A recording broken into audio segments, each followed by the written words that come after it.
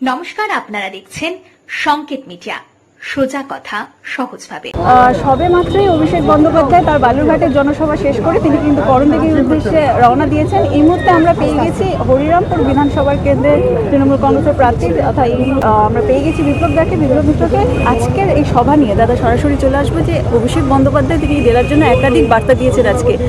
কি মনে হচ্ছে এবারে ভোটের যে তার প্রভাব কেমন হতে পারে? নিঃসন্দেহে আমাদের অভিষেক ব্যানার্জি যে বক্তব্য রেখেছেন, বক্তব্যের মধ্য দিয়েই উনি কি চান সেটা, এবং বালুরঘাটের জন্য তিনি কি করতে চান, এই জেলার মানুষের জন্য কি করতে চান সে ব্যাপারটাও তিনি কিন্তু বলে দিয়েছেন।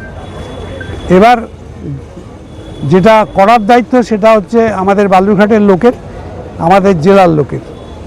এবার তিনি তো খুব পরিষ্কারভাবে বলেছেন যে যদি আমাদের ক্যান্ডিডেটরা যেতে, মানুষ যদি ভোট দেয় না আমাদের, তাহলে বালুরঘাট সহ আমাদের দক্ষিণ দিনাজপুর জেলার উন্নয়নের যত কাজের ব্যাপারটা থাকবে সবটা উনি নিজে ডিল করবেন, এবং যাতে ব্যাপকভাবে এই জেলার উন্নয়ন করা যায় তার জন্য যা যা সাহায্য করার সব সাহায্য উনি করবেন।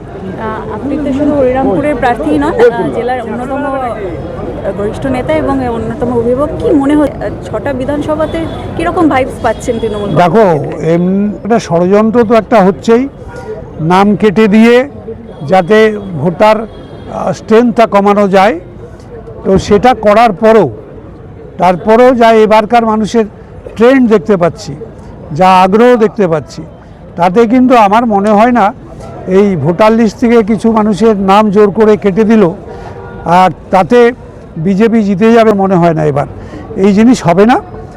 আমাদের 6টা সিটই কিন্তু জিতবার সম্ভাবনা আছে।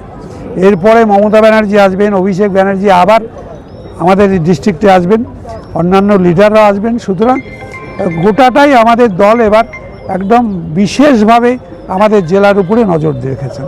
তো সুতরাং আমরা ভালো রেজাল্ট করব বলে আশা করছি।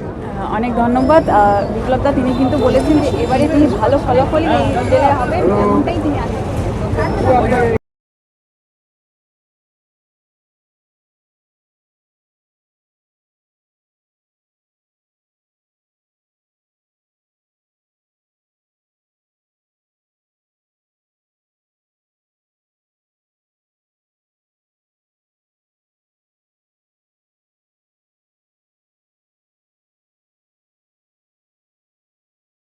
Subscribe our channel. Press the bell icon.